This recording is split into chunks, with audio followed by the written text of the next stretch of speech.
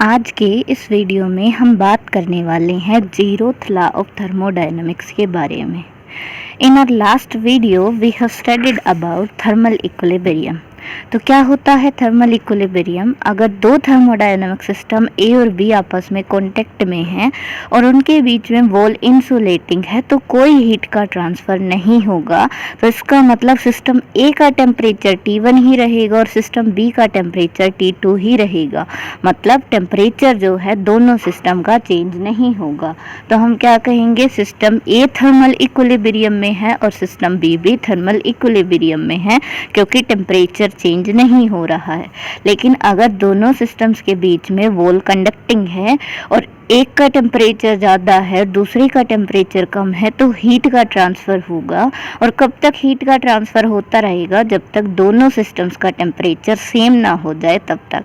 तो यहाँ पर हम क्या कहेंगे, जिस टाइम पर दोनों का टेम्परेचर सेम हो जाए उस टाइम पर ये क्या कहलाएंगे, थर्मल इक्विलिब्रियम के अंदर है सिस्टम ए सिस्टम बी के साथ। ठीक है, तो थर्मल इक्विलिब्रियम का मतलब बनता है कि टेम्परेचर का कांस्टेंट होना, टेम्परेचर का सेम होना, टेम्परेचर का चेंज ना होना। तो zeroth लॉ ऑफ थर्मोडायनामिक्स क्या कहता है, अगर हमारे पास एक सिस्टम है ए, ठीक है, और वो एक थर्मल इक्विलिब्रियम में है सिस्टम सी के साथ। If A is in thermal equilibrium with the system C और बी हमारे पास एक और थर्मोडायनामिक सिस्टम है जो कि सी के साथ क्या है, थर्मल इक्विलिब्रियम के अंदर है। तो ए और बी भी आपस में क्या होंगे, थर्मल इक्विलिब्रियम के अंदर होंगे। यही हमारा zeroth लॉ ऑफ थर्मोडायनामिक्स है। ठीक, तो अगर हम इसको डिफाइन करें तो कैसे डिफाइन कर सकते हैं, इफ टू सिस्टम्स और वो दो सिस्टम हमने कौन से कंसीडर किए हैं, these are thermodynamic system.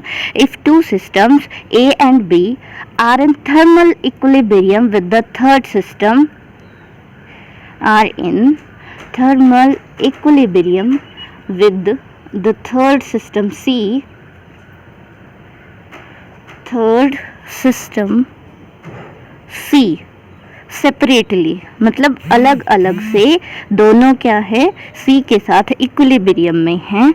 Then both the systems A and B, both the systems, तो ये दोनों सिस्टम जो हैं ए और B will also be in thermal equilibrium with each other, will also be in thermal equilibrium with each other. एक तो है ये डेफिनेशन, और अगर इसको दूसरी टेम्परेचर की टर्म्स में अगर हम इसको डिफाइन करना चाहें तो कैसे डिफाइन कर सकते हैं, थर्मल इक्विलिब्रियम में होने का मतलब क्या है, टेम्परेचर का सेम होना। तो इसका मतलब जो टेम्परेचर ए का होगा वही टेम्परेचर सी का भी होगा। यही होता है थर्मल इक्विलिब्रियम का मतलब। बी सी के साथ थर्मल इक्विलिब्रियम में है तो इसका मतलब जो सी का टेम्परेचर होगा वही बी का भी टेम्परेचर होगा। ठीक है, तो यहाँ से हम देख सकते हैं इक्वेशन 1 और 2 से कि temperature of system A will be equal to temperature of system B. तो हम क्या कहेंगे, ए और बी क्या हैं, आपस में थर्मल इक्विलिब्रियम के अंदर है। यही क्या है, यही zeroth लॉ ऑफ थर्मोडायनामिक्स है। ठीक है, तो अगर टेम्परेचर के टर्म्स में डिफाइन करना है तो हम कैसे डिफाइन कर सकते हैं, if the temperature of system A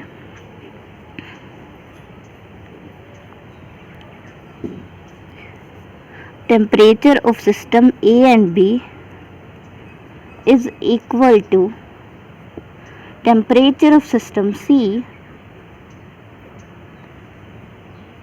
then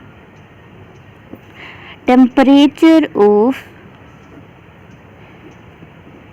A and B will also be equal, and this is zeroth law of thermodynamics।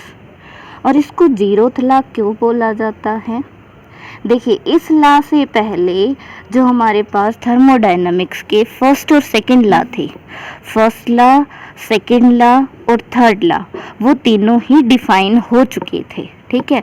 लेकिन जीरोथ लॉ जो है वो इन तीनों लॉ का क्या है, बेसिक है, इसीलिए इस लॉ को जीरोथ लॉ ऑफ थर्मोडायनामिक्स कहा जाता है। तो ये आज का हमारा टॉपिक था जीरोथ लॉ ऑफ थर्मोडायनामिक्स के बारे में। और अगर इससे रिलेटेड आपके पास कोई क्वेश्चन है, क्वेरी है, कंप्लेंट्स है, सजेशंस हैं, तो आप कमेंट बॉक्स के अंदर कमेंट कर सकते हैं। Thank you.